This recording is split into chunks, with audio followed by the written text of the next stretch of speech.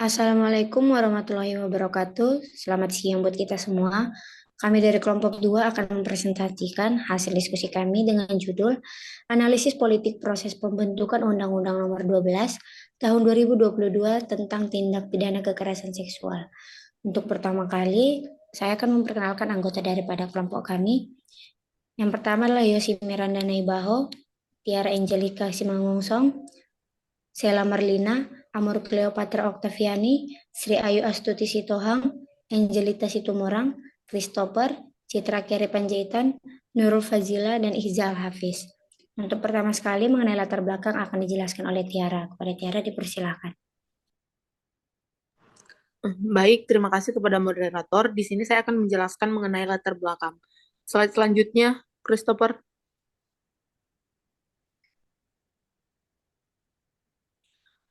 Eh, di negara Indonesia, peraturan atau perlindungan hukum terkait kekerasan seksual masih sangat terbatas. Terlebih lagi pada Kitab Undang-Undang Hukum Pidana, hal tersebut sangat berdampak pada semakin banyaknya kekerasan seksual yang tidak dapat diproses melalui hukum. Dari masih terbatasnya peraturan dan perlindungan hukum terkait kasus pelecehan seksual berdasarkan survei yang dilakukan sejak tahun 2008 hingga tahun 2019 oleh Komnas Perempuan. Tingkat kekerasan seksual khususnya pada perempuan sangat meningkat kasusnya. Dalam kurun waktu 12 tahun, tingkat kekerasan seksual pada wanita terhitung meningkat sebanyak hampir 800% dari sebelumnya. Namun, meskipun tingkat kekerasan seksual yang kian meningkat tiap tahun, tetapi masih banyak masyarakat yang belum mengerti atau memahami dan kritis terkait hal tersebut. Masih banyak anggapan yang menyebutkan jika kekerasan seksual itu hanyalah sebuah masalah terkait kesusilaan atau moralitas saja. Padahal efek yang dialami korban sangat membesar dan banyak korban yang sampai mengakhiri nyawanya karena merasa trauma akibat kekerasan seksual tersebut. Melihat kasus kekerasan seksual yang semakin meningkat tiap tahun, ditambah lagi masih banyak minimnya perlindungan instrumen hukum atau undang-undang yang dikhususkan untuk penanganan kekerasan seksual menjadi urgensi untuk negara Indonesia dalam memiliki undang-undang hukum mengenai penanganan kekerasan seksual. Melalui hal tersebut, pada tahun 2012, Komnas Perempuan mengajukan usulan akan peraturan tentang penghapusan kekerasan seksual yang kemudian dikenal sebagai RUU Penghapusan Kekerasan Seksual atau PKS. Sebenarnya ada beberapa urgensi lain yang dibuat tentang rancangan undang-undang PKS atau TPKS ini, uh, yakni seperti masih tidak adanya peraturan yang baik terhadap korban dan juga saksi kekerasan seksual itu sendiri. Rancangan undang-undang PKS ini sangat urgent untuk ada dan disarankan karena rancangan undang-undang TPKS ini merupakan sebuah pembaharuan hukum mengenai pembaruan hukum mengatasi persoalan kekerasan seksual. Lalu rancangan undang-undang TPKS ini memiliki peranan penting dalam membentuk sistem yang baru yang lebih memprioritaskan korban dari sisi penegakan hukum serta mendorong negara yang lebih memprioritaskan upaya pemulihan pada korban dan menciptakan lingkungan aman dan dari kekerasan seksual di masa yang akan datang karena uh, seperti yang kita ketahui bahwa kita harus merasa aman pada lingkungan kita sendiri. Kemudian di sini ada pun rumusan masalah dari kelompok kami, yaitu yang pertama itu bagaimana proses dan kronologi dari Undang-Undang TPKS, kemudian bagaimana keterlibatan masyarakat sipil dalam pembuatan Undang-Undang TPKS, dan yang ketiga itu adalah bagaimana peta pertimbangan kekuatan pada saat pembahasan rancangan Undang-Undang TPKS di DPR, dan yang keempat itu bagaimana keterkaitan sistem partai dan presidensial dalam pembuatan dan pengesahan rancangan Undang-Undang TPKS. Dan yang kelima itu bagaimana pengaruh oligarki pada rancangan Undang-Undang TPKS. Terima kasih. Sekian hasil presentasi saya. Saya serahkan. Baik, terima kasih Tiara. Selanjutnya mengenai teori akan dijelaskan oleh Hija. Kepada Hija dipersilakan. Baik, terima kasih kepada moderator. Di sini kami memaparkan beberapa teori. Yang pertama itu teori demokrasi. Secara etimologi, demokrasi berasal dari bahasa Yunani yang terdiri dari dua kata, yaitu demos yang berarti rakyat atau penduduk, dan kratos atau kratin yang artinya kekuasaan atau kedaulatan. Sehingga demos dan kratos dapat dimengerti sebagai kekuasaan atau kedaulatan yang berada di tangan rakyat. Kekuasaan tertinggi berada dalam keputusan rakyat. Undang-undang sendiri merupakan produk dari demokrasi ataupun produk dari kehendak orang banyak. Indonesia sebagai negara demokrasi memiliki kewajiban dalam menjamin terciptanya kesejahteraan bersama melalui undang-undang yang dibuat oleh pemerintah baik dalam bidang ekonomi, sosial, budaya, hukum, pendidikan, dan politik. Landasan teori pada penelitian ini menggunakan teori demokrasi karena pada proses pembentukan undang-undang ini berhubungan dengan demokrasi. Dalam pandangan teori demokrasi, sebuah pemerintahan yang letak kekuasaannya berada di tangan rakyat, yang artinya rakyat memiliki hak untuk ikut berpartisipasi dalam proses penyelenggaraan pemerintah. Salah satunya adalah ikut memberikan aspirasi dalam proses penyusunan undang-undang yang nantinya akan mempengaruhi kehidupan masyarakat. Berdasarkan teori demokrasi juga diketahui bahwa penyelenggaraan pemerintahan dilangsungkan untuk memakmurkan rakyat. Teori ini sebagai acuan analisis politik mengenai proses pembentukan Undang-Undang Nomor 12 Tahun 2022 tentang tindak pidana kekerasan seksual. Slide selanjutnya. Kemudian ada teori konflik dan konsensus. Analisis ini menggunakan teori konflik dan konsensus karena dalam proses pembentukannya, sebuah undang-undang terjadi tarik-menarik mengenai nilai dan kepentingan antara pengusul rancang undang-undang dalam proses pembentukan Undang-Undang Nomor 12 Tahun 2022 tentang tindakan pidana kekerasan seksual. Terjadi perdebatan pendapat dari 9 fraksi yang ada di DPR, yaitu fraksi PDIP, Nasdem, Golkar, Gerindra, PKB, Demokrat, PKS, PAN, dan P3. 8 fraksi mendukung atau menyetujui akan pembentukan Undang-Undang TPKS ini. Ada satu fraksi yang tidak setuju mengenai Undang-Undang TPKS ini, yaitu fraksi PKS. Hal ini juga karena dalam proses pembentukannya hingga disahkan Undang-Undang TPKS yang memakan waktu 10 tahun. Masyarakat sering melakukan aksi unjuk rasa agar RUU TPKS segera disahkan. Terjadinya berupa perbedaan pandangan antara pengusul rancangan undang-undang dan juga antara masyarakat dan pemerintah, kemudian dibahas bersama dalam setiap proses penyusunan UU TPKS, sehingga tercapailah konsensus, yaitu kesepakatan antara pengusul rancangan undang-undang dan masyarakat. Baik, sekian dari saya kembalikan kepada moderator.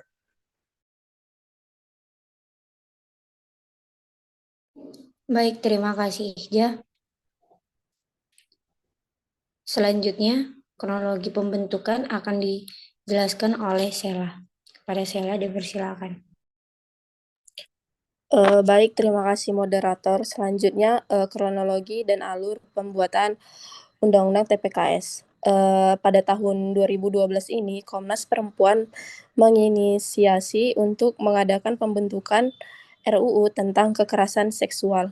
Komnas Perempuan mengusulkan RUU ini dengan merencanakan khususnya untuk menangani tindakan kekerasan seksual yang berotorientasi atau berada pada pihak korban. Kemudian setelah menggagas dan merencanakan pembentukan RUU TPKS ini pada tahun 2012, Komnas Perempuan dan para mitranya mensosialisasikan RUU tersebut untuk menginformasikan pada masyarakat akan pentingnya instrumen hukum khususnya terkait kekerasan seksual di Indonesia ini. Slide selanjutnya.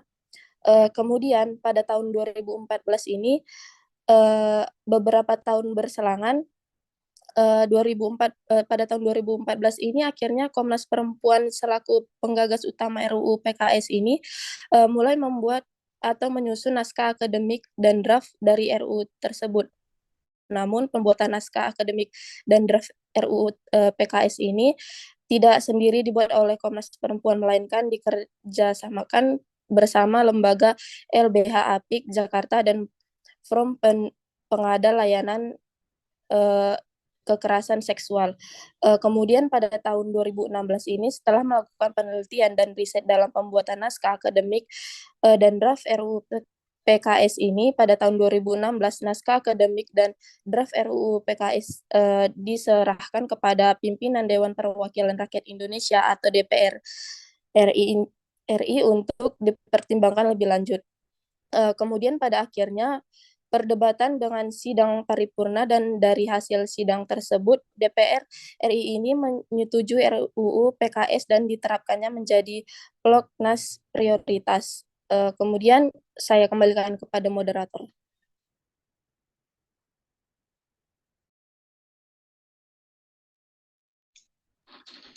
Silakan dilanjut oleh Citra.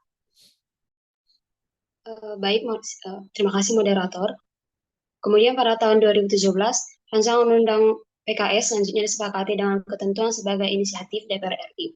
Hal tersebut disepakati bersama dalam rapat paripurna yang diselenggarakan oleh Panitia Khusus Komisi 3 DPR RI pada 6 April 2017. Namun pada rapat tersebut juga ditetapkan bahwa pasal dari rancangan undang PKS ini yang awalnya berjumlah sebanyak 152 pasal dipangkas hingga hanya menjadi 50 pasal saja.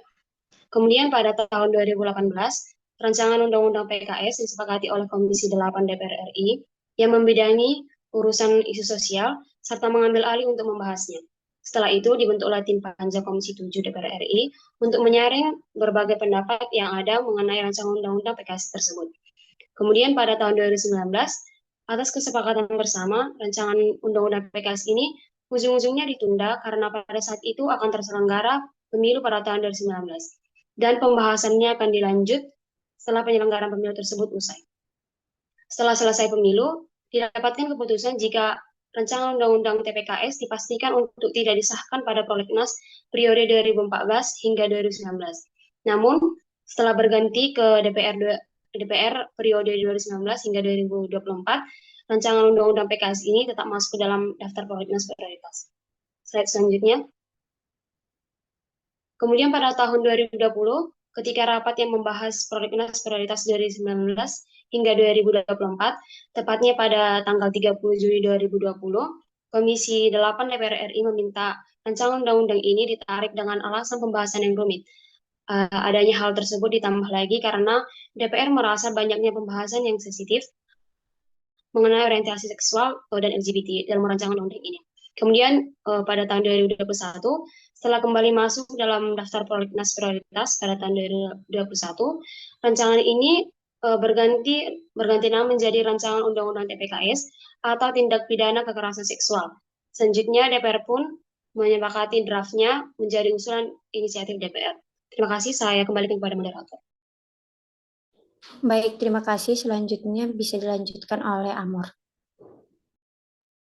Baik, pada tahun 2022 tanggal 24 Maret sampai dengan 4 April berlanjut ke tahun 2020 membahas tentang RUU TPKS yang telah sampai pada tahap pembicaraan tingkat 1. Sejak tanggal 24 Maret hingga 4 April itu terdapat beberapa pembicaraan tingkat 1 dan yang paling banyak dibahas adalah DIM dari RUU TPKS itu sendiri. Lalu pada tahun 2022 tanggal 6 April dilaksanakan laporan tim perumus dan tim sinkronasi ke Panja dan juga berlangsungnya rapat pleno pengambilan keputusan atas hasil pembahasan RUU TPKS. Terdapat 8 fraksi yang setuju dengan hasil kerja Panja mengenai RUU TPKS dan 1 fraksi yang menolak. Fraksi tersebut adalah fraksi Partai Keadilan Sosial atau PKS. Selanjutnya, pada tahun 2022, tanggal 12 April dan 9 Mei, setelah berlangsungnya pembicaraan tingkat 1 pada 12 April 2022, RUU TPKS telah sampai pada pembicaraan tingkat 2, di mana pada pembicaraan tingkat 2 dilaksanakannya sidang paripurna DPR RI ke-19 dan akhirnya DPR RI resmi mengesahkan RUU TPKS menjadi Undang-Undang Tindak Pidana Kekerasan Seksual yang terdiri dari 12 bab dan 93 pasal. Akhirnya pada tanggal 9 Mei 2022, Presiden Jokowi menandatangani Undang-Undang TPKS. Dengan demikian, Undang-Undang TPKS resmi diundangkan dan menjadi Undang-Undang Nomor 12 Tahun 2022 tentang tindak pidana kekerasan seksual melalui Lembaran Negara tahun 2022 Nomor 120. Dari seluruh alur dan kronologi Undang-Undang TPKS di atas, Undang-undang ini cukup menghadapi perjalanan panjang hingga pengesahannya. Bila dihitung sejak diinisiasi oleh Komnas Perempuan, total kurang lebih 10 tahun waktu yang dibutuhkan hingga Undang-Undang TPKS ini resmi diundangkan. Dari seluruh proses hingga Undang-Undang ini disahkan, cukup banyak stakeholders yang terdapat di dalamnya seperti DPR RI atau semua fraksi, Komisi Nasional Perempuan, LBH, APIK Jakarta, Forum Pengada Layanan, atau FPL, Asosiasi Perempuan Indonesia untuk Keadilan atau APIK, Aliansi Cinta Keluarga atau AILA, Pusat Advokasi Hukum dan Hak Asasi Manusia Indonesia atau PAHAM, MUI, Kementerian PPA, Kemendagri, Kemensos, Kemenkumham, International NGO Forum, Sahabat Peradaban Bangsa, ASWGI, dan tentunya masyarakat itu sendiri. Saya kembalikan kepada moderator. Baik, terima kasih Amor. Selanjutnya mengenai peran masyarakat sipil akan dijelaskan oleh Angelita. Kepada Angelita dipersilahkan. Baik, terima kasih kepada moderator. Di sini saya akan menjelaskan peran masyarakat sipil dalam pembuatan dan pengesahan Undang-Undang TPKS. Yang pertama, keterlibatan FPL dan JMS dalam pembuatan dan pengesahan Undang-Undang TPKS. FPL atau Forum Pengada Layanan dan JMS atau Jaringan Masyarakat Sipil bisa dibilang dua organisasi masyarakat sipil yang memang paling sentral perannya dalam pembentukan Undang-Undang TPKS ini, karena dua organisasi atau kesatuan masyarakat inilah yang disebut bersama dengan Komnas Perempuan sebagai penggagas terbentuknya rancangan Undang-Undang PKS yang disahkan menjadi Undang-Undang Nomor 12 Tahun 2022 mengenai tindak pidana kekerasan seksual atau TPKS. Meskipun memang penggagas utamanya adalah Komnas Perempuan, lalu peran lainnya bahkan dalam mengerjakan draft rancangan undang-undang dan naskah akademik Komnas Perempuan bekerja sama dengan FPL itu sendiri. Slide selanjutnya. Yang kedua, keterlibatan KOANI atau Kongres Wanita Indonesia dalam pengesahan Undang-Undang TPKS. KOANI dapat dikatakan sebagai salah satu kelompok atau persatuan organisasi yang sangat keras mengupayakan rancangan Undang-Undang TPKS hingga akhirnya disahkan menjadi Undang-Undang Nomor 12 Tahun 2022 tentang tindak pidana kekerasan seksual atau TPKS. KOANI memiliki peran atau keterlibatan yang cukup baik dalam pengesahan Undang-Undang TPKS ini. KOANI terus mendesak DPR untuk melakukan musyawarah terkait pengesahan Undang-Undang TPKS tersebut. KOANI kerap memberikan berbagai dukungannya untuk Undang-Undang TPKS ini segera dilakukan pengesahannya. KOANI juga turut aktif menghimbau bahwa semangat kesetaraan gender dan penolakan atau kekerasan seksual dalam Undang-Undang TPKS ini perlu disosialisasikan agar masyarakat betul-betul paham tentang undang-undang ini. Dari adanya hal tersebut membuktikan bahwa KOANI merupakan salah satu bagian dari masyarakat sipil yang cukup terlibat dalam pembentukan Undang-Undang TPKS ini.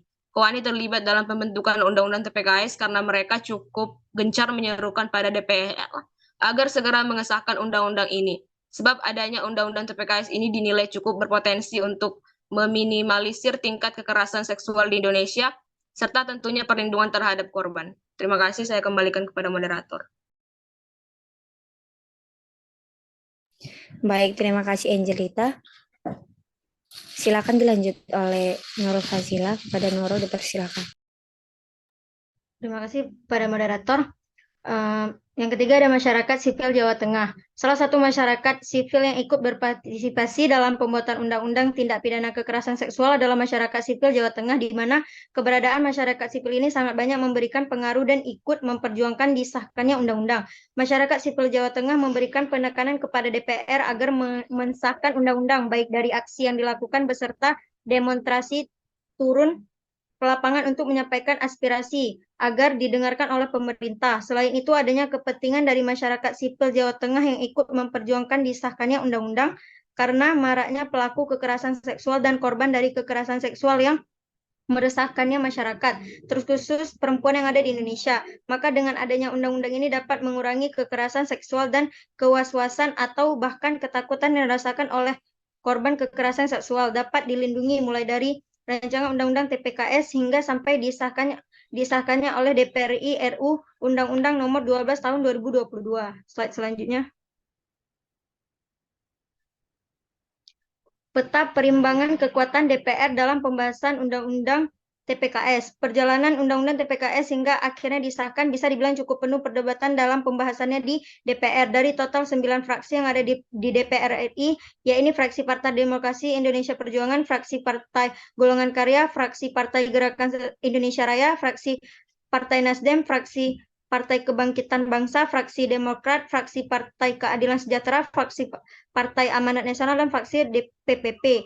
Dari seluruh fraksi tersebut semuanya menyetujui pembentukan Undang-Undang TPKS ini dan menganggap bahwa pengesahan rancangan undang-undang ini bisa dilakukan secepatnya, kecuali fraksi PKS yang cukup menolak keras pengesahan Undang-Undang TPKS ini. Alasan fraksi PKS menolak rancangan Undang-Undang TPKS ini adalah karena fraksi PKS menilai bahwa rancangan Undang-Undang TPKS ini tidak sesuai dengan norma ketimuran dan mengesampingkan nilai-nilai agama. Hal tersebut bisa dikatakan fraksi PKS karena di dalam rancangan tersebut tidak memasukkan tindak pidana kesusilaan secara komprehensif yang meliputi kekerasan seksual, perzinaan, dan penyimpangan dalam seksual. Oleh karena itu, sebenarnya fraksi PKS banyak memasukkan syarat atau usulan terhadap rancangan Undang-Undang TPKS ini, yakni fraksi PKS mengusulkan di dalam rancangan Undang-Undang TPKS harus disesuaikan dengan RUU-KUHP, terutama berkaitan dengan norma larangan perzinaan dan penyimpangan seksual.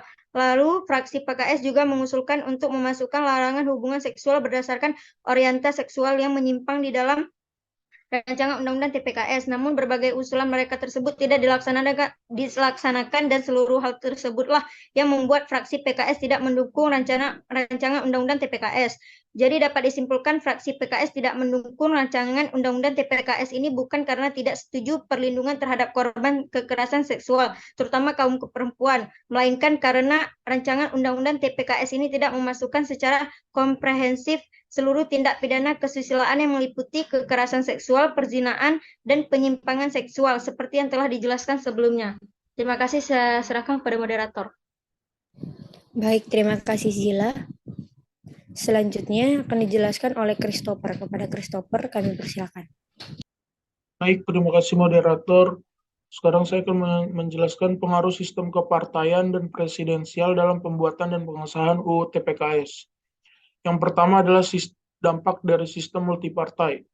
Pengambilan keputusan dalam rapat DPR pada dasarnya diusahakan sejauh mungkin dengan cara musyawarah untuk mencapai mufakat. Dampak multipartai dalam pengesahan UU nomor 12 tahun 2022 tentang tindak pidana kekerasan seksual adalah semakin mempercepat proses pengesahan UU ini karena dalam pembahasannya RUU TPKS ini didukung oleh 8 fraksi di DPR, yaitu PDIP Perjuangan, P3, Nasdem, Demokrat, PKS, Partai Kebangkitan Bangsa, Golkar, Gerindra, dan PAN. Dan fraksi yang menolak RUU TPKS ini adalah fraksi Partai Keadilan Sejahtera atau PKS. Dengan adanya fraksi atau kelompok anggota di DPR ini akan semakin mempercepat proses pengesahan karena dukungan yang didapat lebih mayoritas atau lebih banyak dibandingkan dengan penolakan yang ada.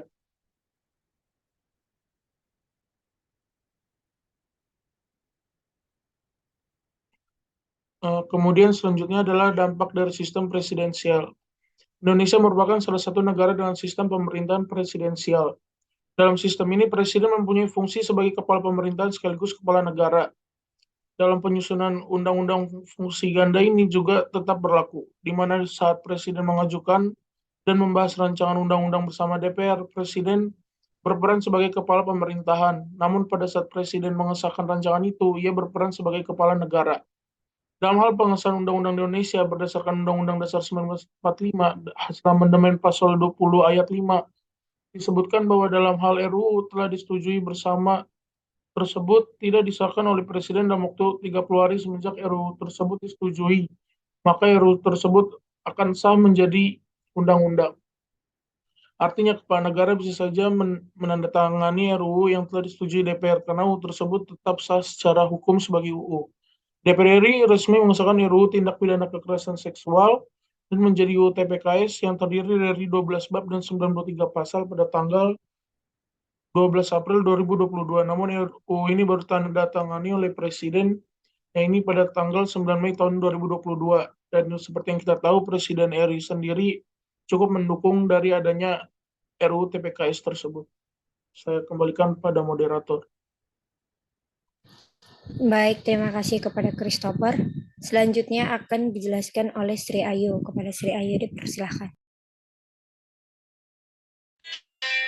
Terima kasih kepada moderator. Di sini saya akan melanjutkan peran pengusaha dalam pengimplementasian Undang-Undang TPKS dalam mendukung pengesahan Undang-Undang Nomor 12 Tahun 2022 tentang tindak pidana kekerasan seksual atau TPKS.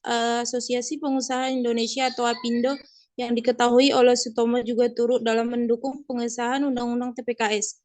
Melihat kasus korban pelecehan seksual atau kekerasan seksual terhadap perempuan, terutama hal ini juga sangat berpotensi terjadi di lingkungan pekerjaan khususnya wanita. Maka Asosiasi Pengusaha Indonesia juga menghimbau agar undang-undang ini diterapkan setiap pengusaha karena menurut mereka undang-undang TPKS ini mendukung tempat kerja atau pengusaha menjadi konduktif terutama menghindari pelecehan seksual. Next. Selanjutnya argumen utama. Dalam argumen utama ini kami akan menjelaskan bahwa dua teori yang kami gunakan sebagai pisau analisis kami dalam menulis makalah ini. Yang pertama dari teori demokrasi. Kami merasa teori demokrasi ini sangat relevan dalam membahas mengenai proses politik dari pengesahan Undang-Undang TPKS. Hal tersebut dikatakan demikian karena undang-undang ini dibuat sebagai upaya pemerintah dalam menjaga dan mendahulukan kedaulatan rakyat. Dalam proses pengesahannya pun masyarakat sipil banyak turut serta atau ikut terhadap disahkannya undang-undang TPKS tersebut. Selain itu, adanya pembuatan undang-undang ini merupakan produk demokrasi ataupun produk dari kehendak orang banyak. Kemudian selanjutnya teori kedua yakni konflik dari konsensus. Kami juga merasa teori ini sangat relevan dengan makalah yang kami tulis. Hal ini bisa dikatakan demikian karena dalam proses pengesahan undang-undang ini terdapat konflik atau pembedaan pendapat dan fraksi-fraksi yang ada di DPR. Di mana dari total 9 fraksi ada satu fraksi yang tidak setuju dengan undang-undang TPKS tersebut. Fraksi itu adalah fraksi PKS. Namun pada akhirnya karena lebih banyak fraksi yang setuju, kesepakatan pun diambil dengan RUU TPKS ini disahkan dan menjadi Undang-Undang Nomor 12 Tahun 2022 tentang tindak pidana kekerasan seksual. Demikianlah argumen utama ini untuk penulisan utama makalah ini, dan kami merasa semua data-data atau analisis yang kami buat relevan dan kedua teori tersebut. Saya kembalikan kepada moderator. Baik, terima kasih Sri Ayu. Akan saya lanjutkan. Berikut kesimpulan daripada hasil diskusi kami. Rancangan Undang-Undang TPKS ini merupakan salah satu rancangan undang-undang yang memiliki proses cukup panjang hingga resmi diundangkan pada tahun 2022. Total waktu yang dibutuhkan hingga diundangkan adalah kurang lebih 10 tahun. Rancangan ini pun banyak mendapat respon positif dari masyarakat dan terbukti dari cukup banyaknya kelompok masyarakat sipil yang mendukung proses pembuatan hingga pada pengesahan yang dilakukan. Dari sekian banyak kelompok masyarakat sipil, beberapa contoh kelompok yang dinilai memiliki peran dan keterlibatan yang cukup besar adalah FPL, Kowani, dan masyarakat sipil Jawa Tengah.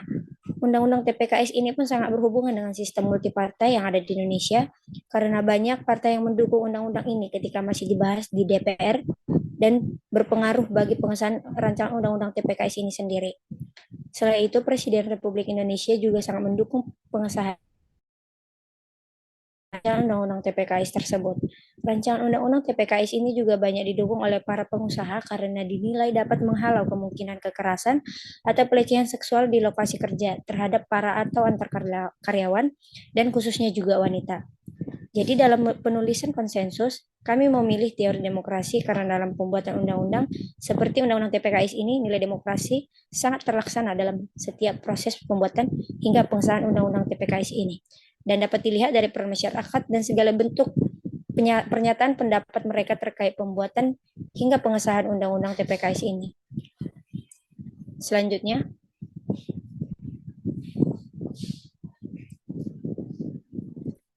berikut saran.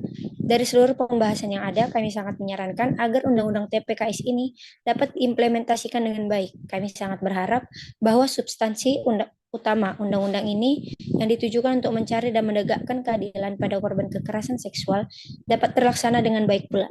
Dari adanya undang-undang ini, kami juga sangat berharap agar berbagai kasus kekerasan seksual dapat berkurang signifikan dan mulai berangsur-angsur hilang. Selanjutnya, kami juga menyarankan pada pemerintah dan para penegak hukum, dengan setelah adanya undang-undang ini, penanganan kasus pelecehan seksual harus diusut sampai tuntas dan kasusnya tidak putus di tengah jalan, seperti banyaknya kasus-kasus sebelum undang-undang TPKS ini ada dan berlaku. Sekian hasil presentasi diskusi kelompok 2 mengenai Undang-Undang Tindak Kekerasan Pelecehan Seksual. Jika ada saran dan komentar, dapat disampaikan melalui kolom komentar. Jika ada pengucapan yang salah dan kurang berkenan, mohon dimaklumi. Sekian dan terima kasih. Wassalamualaikum warahmatullahi wabarakatuh.